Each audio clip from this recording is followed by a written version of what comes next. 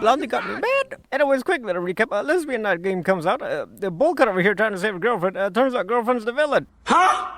If this game wanted me to sympathize with a woman, I did the opposite. Never have wanted to go to church until this day. Let my brother speak. Women are the true evil.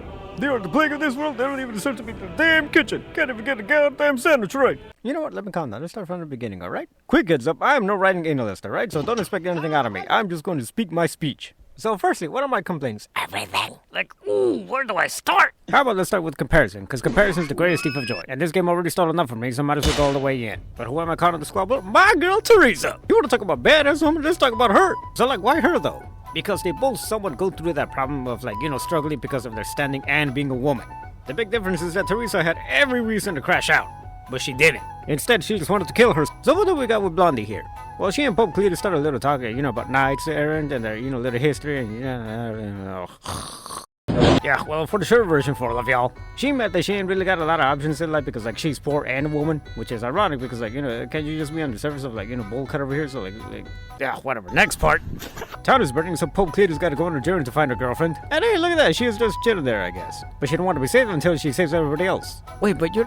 What? What do you mean help her out too? You two are sword fighters. Why? If you two are unchanged, you could have done... So we meet Brother Chaticus Maximus over here. After a short little squabble, we meet her again. Well, if it ain't the whacked out of my ass nonsense. Should have taken that out from fighting your way out of this nonsense, huh? Chaticus over here tries to save the world but gets fooled by a woman. Typical. And before Pope Cletus over here could save her girlfriend, like, she is taken away. Great. So 3 months later, like, she's still searching for her girlfriend. Damn, really? Ayata, some respect to you. God damn. You ain't even married yet, but you still got your vow ready. God dang. So then we see a village on fire, and Ayata, like, being the knight that she has, decided to stop everything to help the people out here. Now that's a true night, baby. Fuck these bandits, bro. They already gave us too much trouble. Too many years inside already. We gotta stop this nonsense here and now. All that is missing is the big bad, and we could be done with this. Soon we can continue our journey to fight.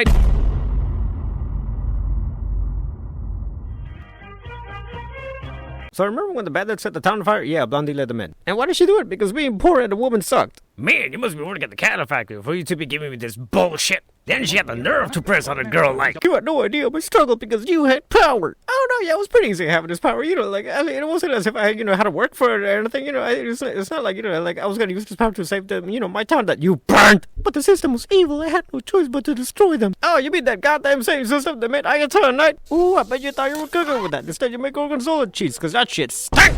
Maybe you could have left by example, be a queen or some sort. Queen Olga is famous for a reason because she was deep.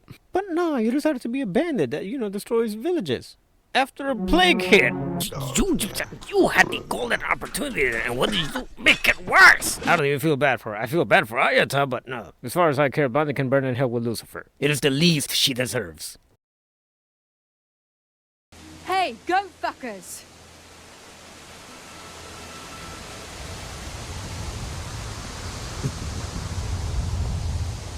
The games are over. Charge! Disperse this rabble! Fuck. Amazing intro to this game, on God. And if you thought the glazing was over, now we ain't through with that yet. We still got a backstory to get to. And how does our story start? A sunny Slavic morning, a drunk father, criminal brothers, and a hopeful future. Now, as you go through the morning, like, you realize Teresa's kind of a Swiss Army knife. Girl can do anything. She had to go hunting, go cave diving because her dumbass brother, and even playing wingman to help some of her buddies out. One of them was even hooking up to the guy she liked. She's strong for that one. Of course, Teresa does manage to win due to, but yeah, Teresa's a busy girl. You see just how grateful the town is for her, but you also see just how undermined she is, really. With the cherry on top being when her dad tells her that she's getting married off to a lord. A reminder that, yeah, this is the medieval times. Man, poor girl. Putting all that effort into her home, and now she's being told that she gotta go. Man. See, this is why I'm so pissy at the ex-Voto intro, because, they could have given us something, but nah. We're just gonna show you how they play with the swords. They did that better too, by the way. But we all know what comes next. The Cummies come to invade, handing out facials and back shots. Teresa managed to escape by... Diabolical. Thankfully, others from the village managed to escape as well. That included her brother. Yay! I don't know, I ain't fixing that. And Teresa tries real hard to make sure he's alive because, he's the last member of her family. Even stays behind because her brother can't move in those conditions. So she gotta wait until help comes around. But,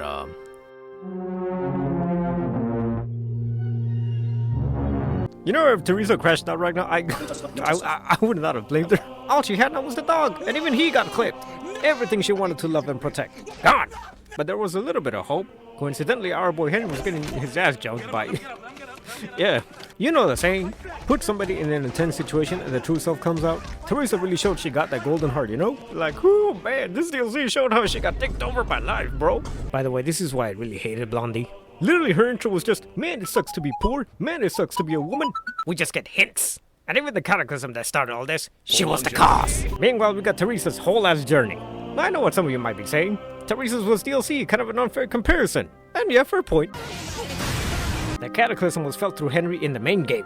And knowing that Teresa was part of the same town, you get her feelings. The DLC really expanded upon that. They even get the points off better. Because they were poor, Teresa's family stole silver from the mines to sell. And then because of her standing and, you know, Teresa being a woman, the father thought she needed a better life. Even if it meant, you know, marrying someone she didn't even love. With the war being the final kick in the nuts, or stab, I guess. As the town being the boonies and an easy target. And again, what does Voto give us? Exposition. I get they were trying to include a twist of some sort, but nah, I'm sorry, that twist was ass. Henry having two dads was a better and gayer twist.